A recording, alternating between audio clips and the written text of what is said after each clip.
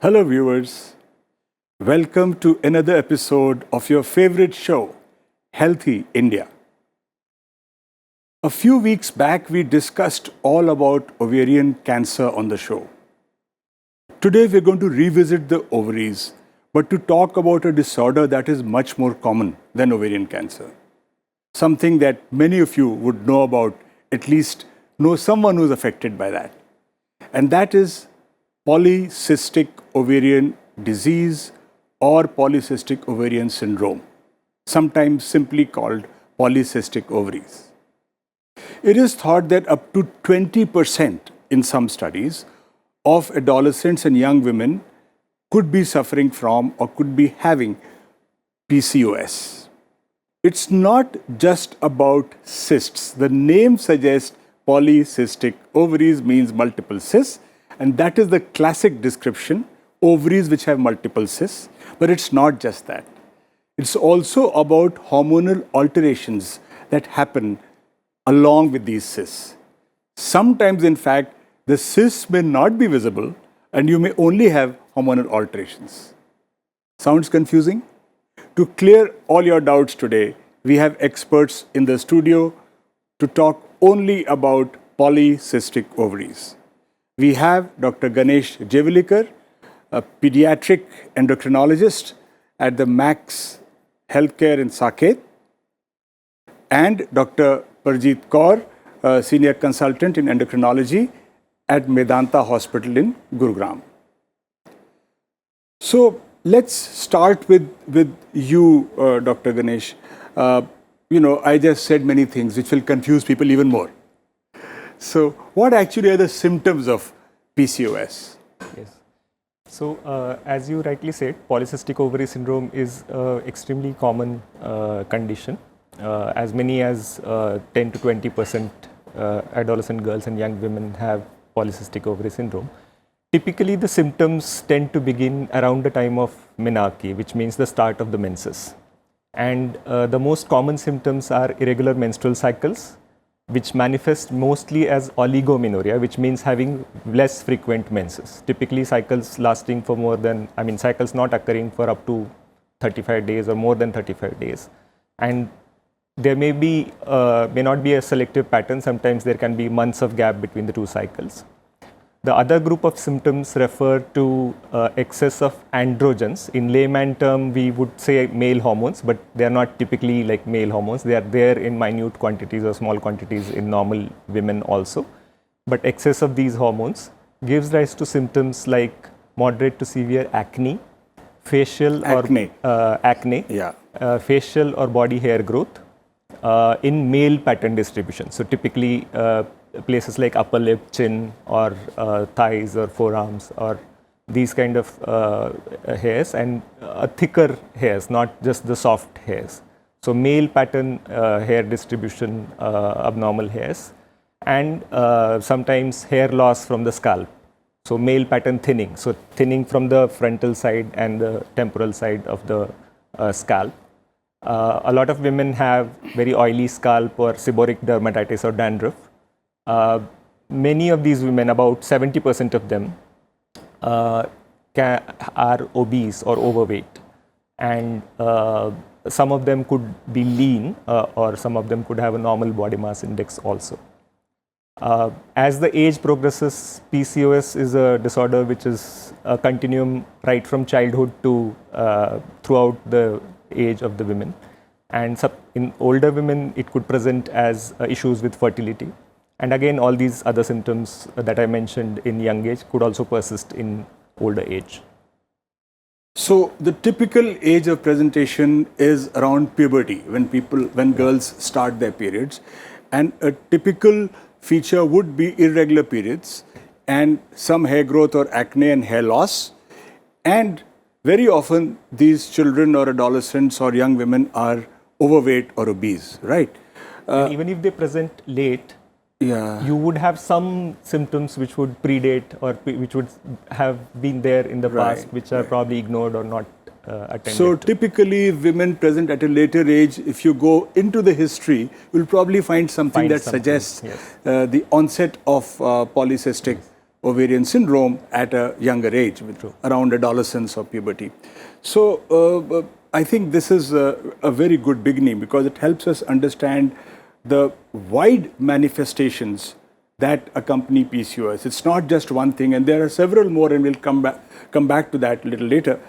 So what exactly is the connection between polycystic ovarian syndrome and hormones?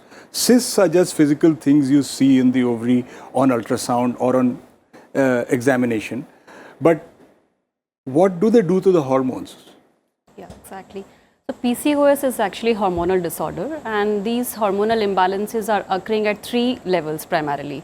So one is at the level of a pituitary gland, which is a small hormonal gland in our brain, which produces hormones which gives command to the ovaries to produce the female hormones, the estrogen. So pituitary, as you know, pituitary gland at the base of the brain is so-called conductor of the endocrine orchestra, the master gland that controls all our hormones, right? So it also has control over the ovaries. Yes, exactly. Yes. So from there is excess production of LH hormone, which is acting on the ovary and resulting into the various abnormalities.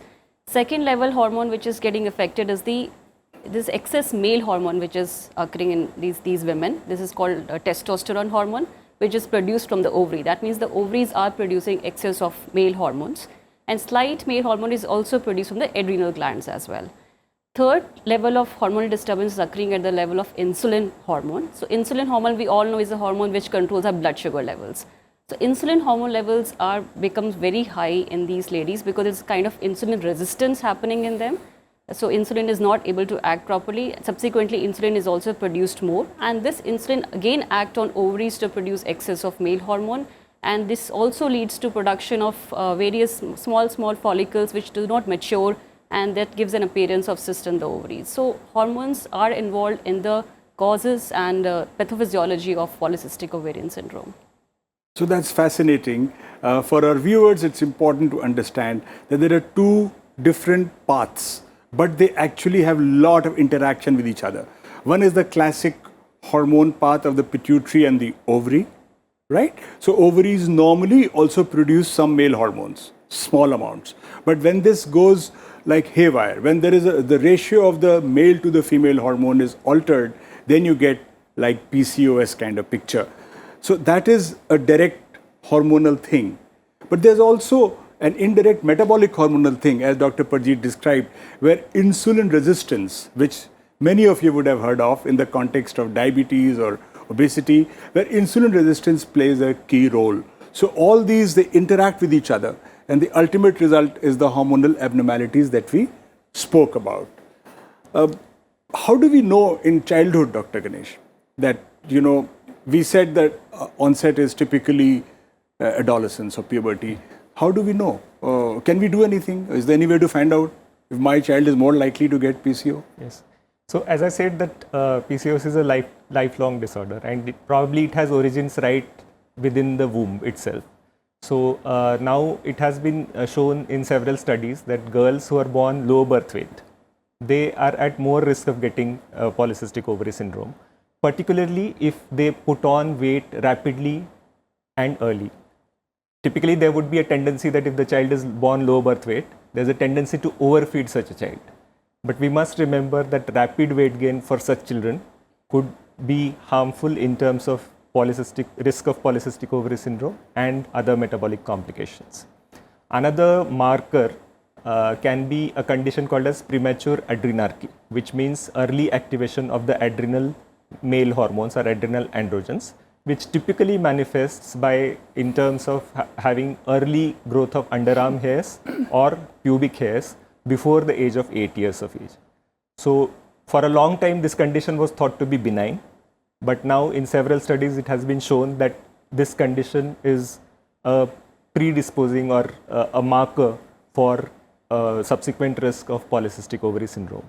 Also, some girls who get early puberty or early breast development and early menses could also be at risk of getting polycystic ovary syndrome.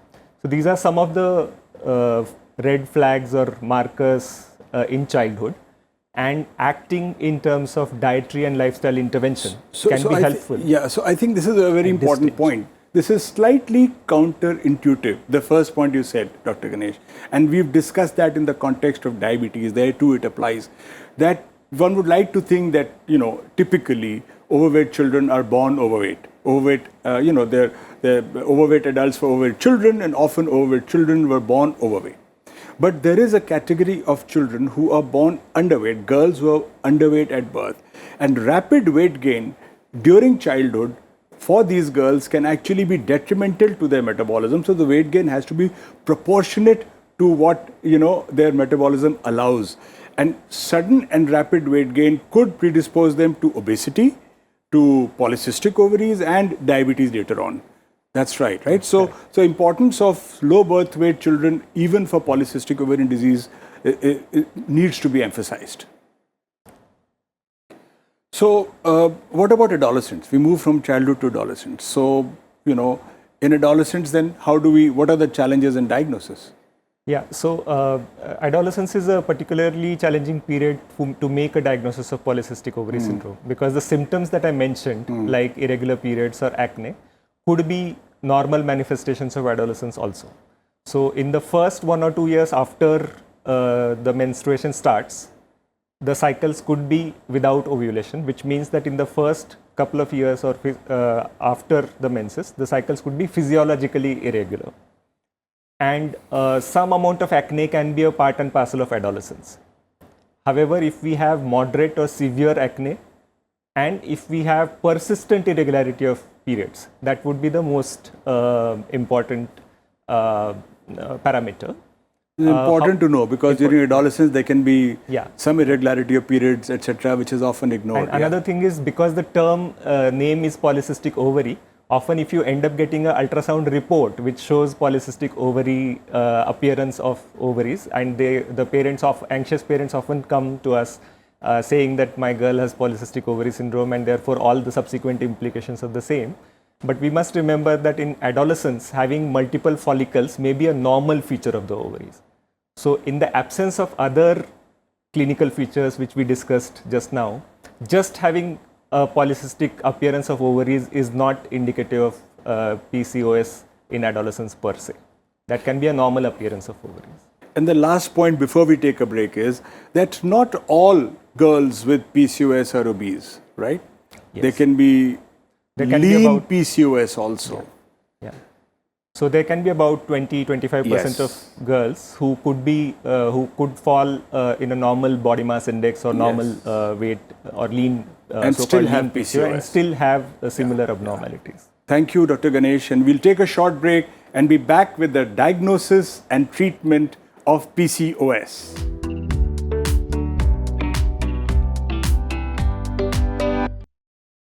Welcome back after the break, and I move to Dr. Parjeet Kaur now. How does one diagnose it? We've understood the clinical symptoms, but how does one confirm the diagnosis?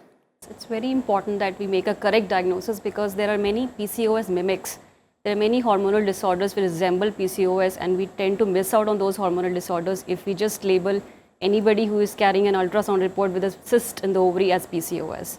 So it's very important that we go ahead with the blood test of certain hormones and rule out those other hormonal conditions as well before labeling as PCOS, because PCOS is essentially a diagnosis of exclusion.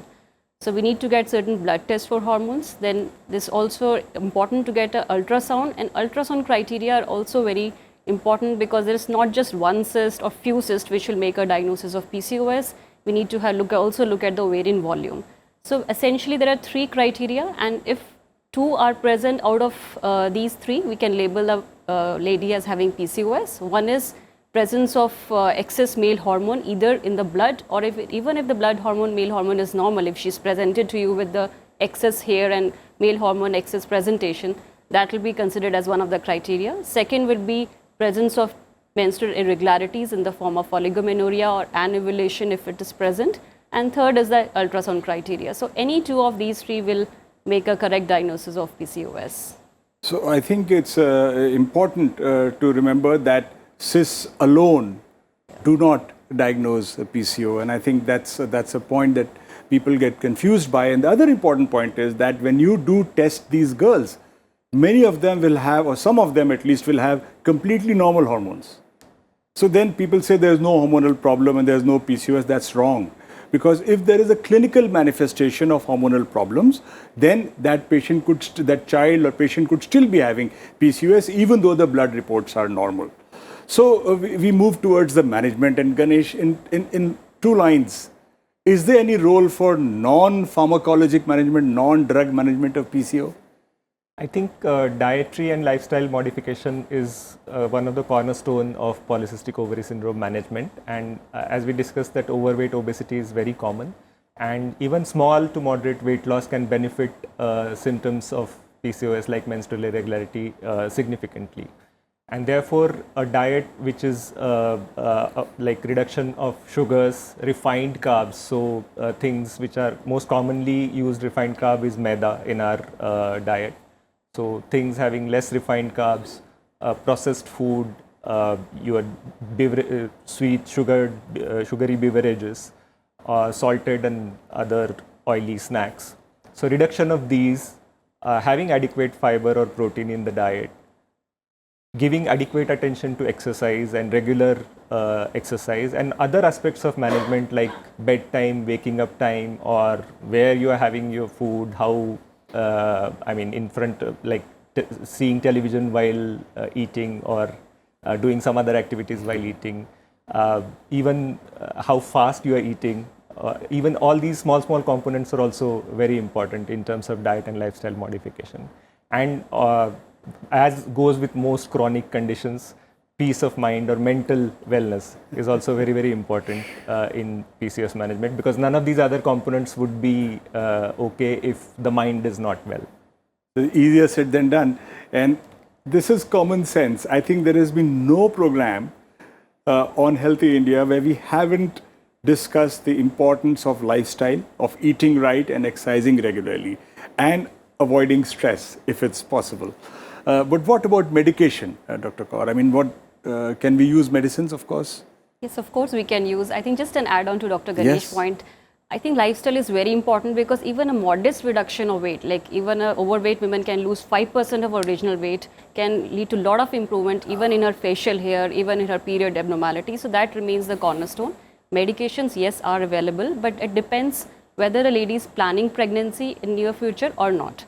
So if she's not planning pregnancy and her major concern is of the excessive hair growth over her face, then we can go ahead with certain hormonal pills. But here also important thing to remember is that these treatments, they take time to have some effect. So you need to have a lot of patience. They will take at least 3 to 6 months to have full effect. Till the time she can use temporary measures to remove her hair. And once her hair start becoming fine and thin, then she can also opt for a laser therapy, which will give to ultimate removal of the facial hair. Also, to regularize cycles, we can use hormonal pills. So, but the women who is planning pregnancy, none of these medications are advisable, because some of these hormonal pills, if given without any, if she's not taking any birth control, the birth control pills are which are given. If she's taken another medication without the birth control pills and she conceives, that can have implication on the baby. So if the woman is planning a pregnancy, then lifestyle, the weight reduction and diet is the only management option. So actually, what Dr. Kaur's points have emphasized are that it's a multifaceted disorder. There is no unifying hypothesis for its origin, and there is no single drug or single approach that can target the very cause of PCO.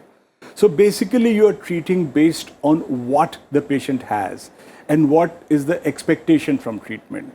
So as Dr. Ganesh's patients, adolescent girls who are worried about irregular periods, worried about hair growth, there the treatment is, as pointed out, hormones and you know, accompanying drugs. If on the other hand, that's not the main goal, then sometimes we have to look completely differently, because obviously if someone is trying to conceive, then you can't use hormones as treatment because they will prevent conception. Yeah.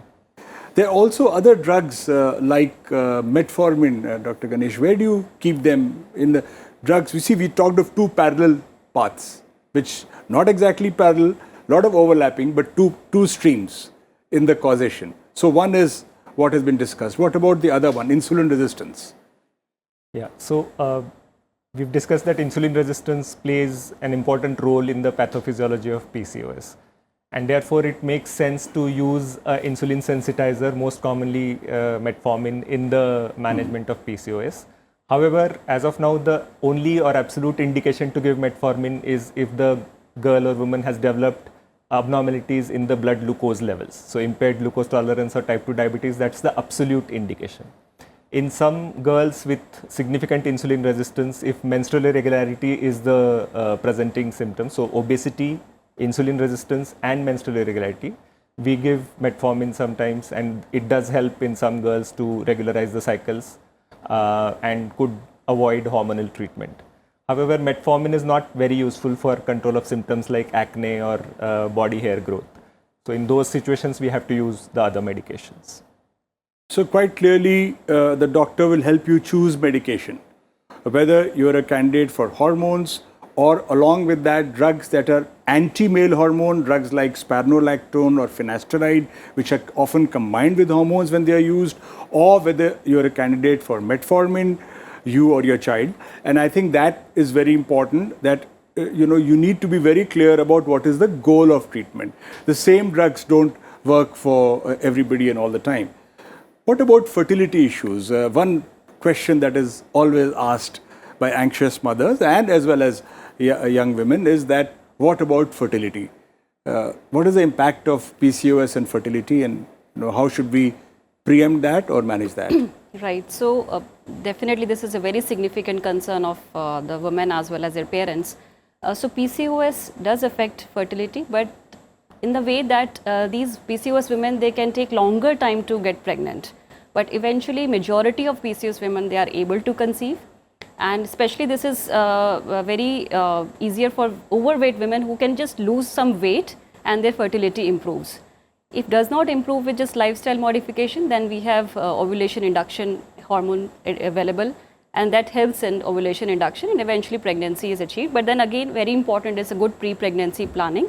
And during pregnancy also, pregnancy care is very important in these PCOS women because they are prone to get diabetes during pregnancy and other complications might happen. So, but a good care, pre-pregnancy and pregnancy care, eventual outcome is very good and pregnancy can be achieved. So very positive messages there by Dr. Parjeet Kaur, and saying that we can actually, most women or most girls with PCOS, we can help them conceive. Maybe assisted, maybe with medication, but success can be achieved. And the last question, because we're running out of time, is we are now talking of beyond pregnancy. We've spoken about children, adolescents, planning pregnancy. Beyond that, does PCOS, the metabolic pathway, does it leave us with some other problems?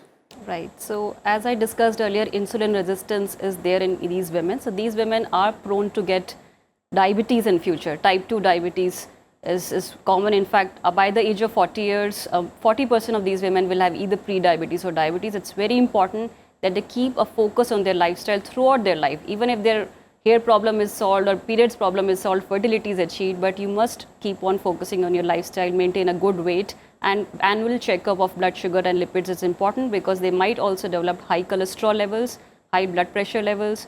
They're also prone to get increased coronary heart diseases. And there is also minimal risk of endometrial cancer is also there in these women. So a regular consultation with doctor and a good lifestyle is important to maintain. And sleep apnea is another abnormality these women, they experience, even if they're not obese. Even in lean PCOS, it has been shown to have sleep apnea. So one has to be aware that these disorders need to be regularly checked and appropriate action need to be taken. They're also known to have higher risk of emotional problems, Yes. psychological You see a lot of that. Yes. comorbidities, and significant stress and Right. frank depression or eating disorders, etc. also may be very Yes. common in girls and women with PCOS.